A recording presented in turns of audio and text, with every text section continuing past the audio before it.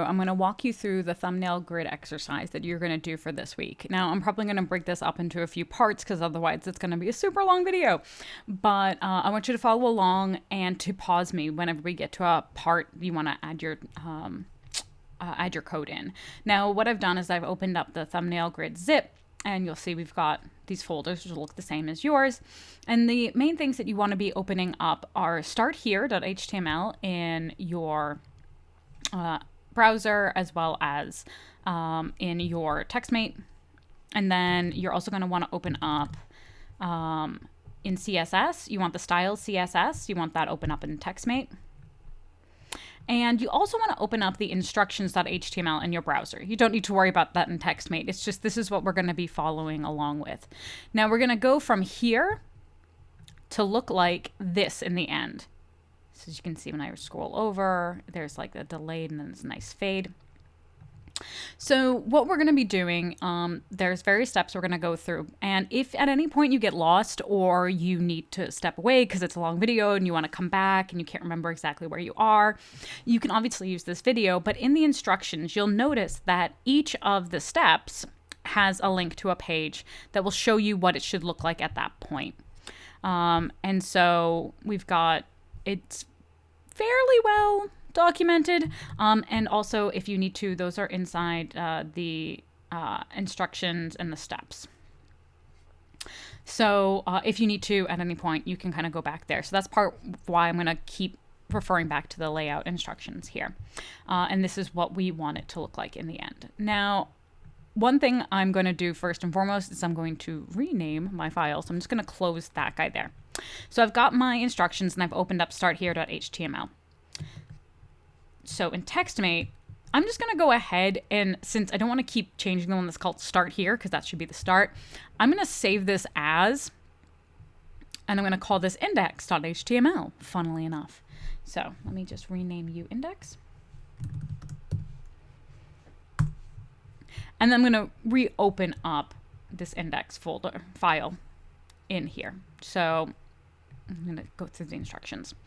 Now, we're going to be kind of reinforcing our semantic markup that we've talked about this semester, as well as taking a look at some of the things that we've just talked about in terms of floats and the CSS box model.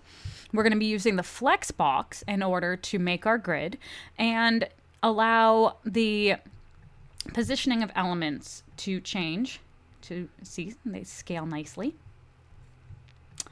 As well as work on these hover states and use transitions. So the fact that there is that it doesn't just snap, but we've got that nice little delayed fade, that's a CSS transition. So the first thing we're going to start off with is doing our semantic markup. So when we open up our HTML file, we've just got like these lovely long lists of things, right?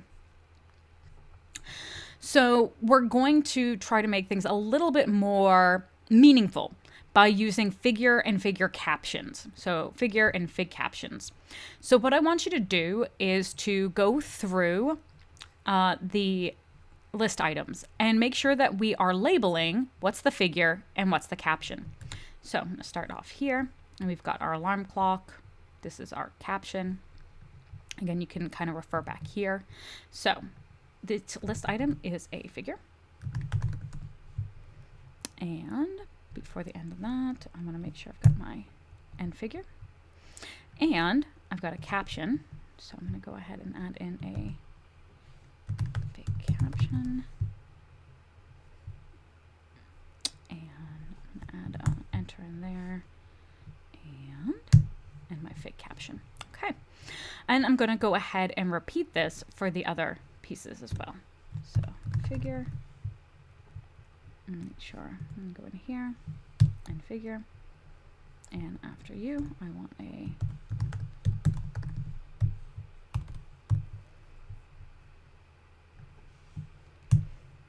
and remember that since this fig caption has come outside of the P, I want to make sure that I've closed it outside of it as well. So remember, we've got a little Russian nesting dolls. I'm going to go ahead and apply it to the first line of items, which I believe is 4. Yeah, 4 items in the end. And you can go ahead, you're going to want to put it on all of them, but for your time, I'm only going to do it for these ones. And then when we come back from one of our breaks in the video, I'll make sure that it's in the rest of them.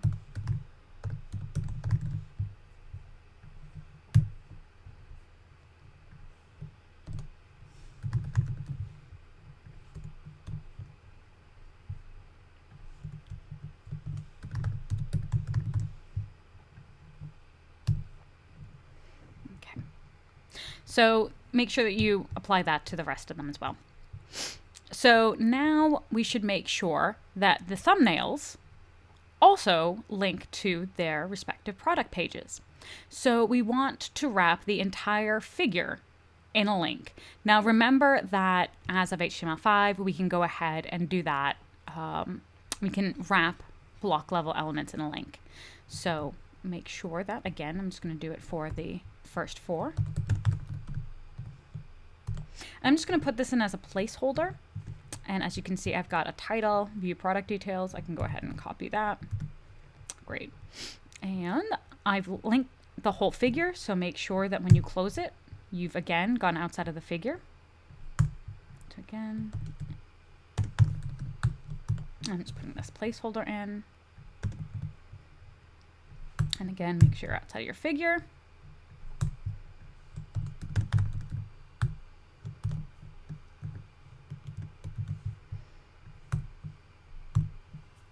Oops.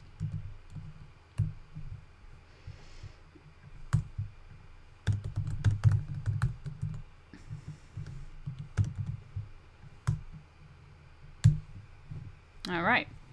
And again, go ahead and do that for all of them, but I've just done it for the first 4 for us.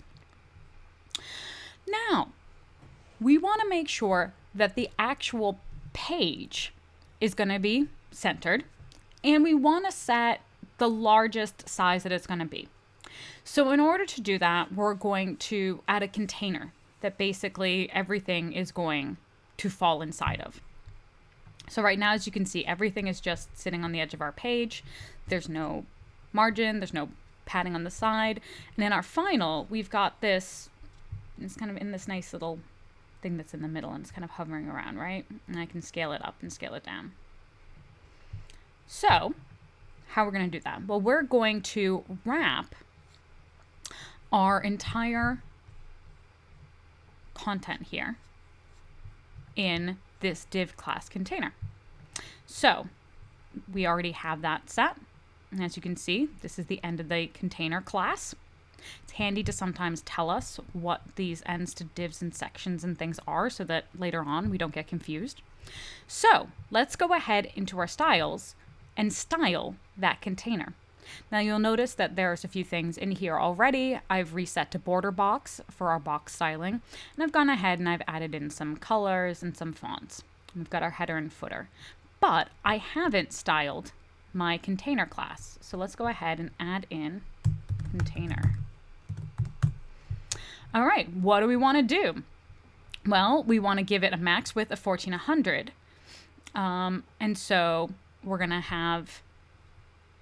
to just add in max width and 1400. So max width, remember 1400 pixels. Great. Okay.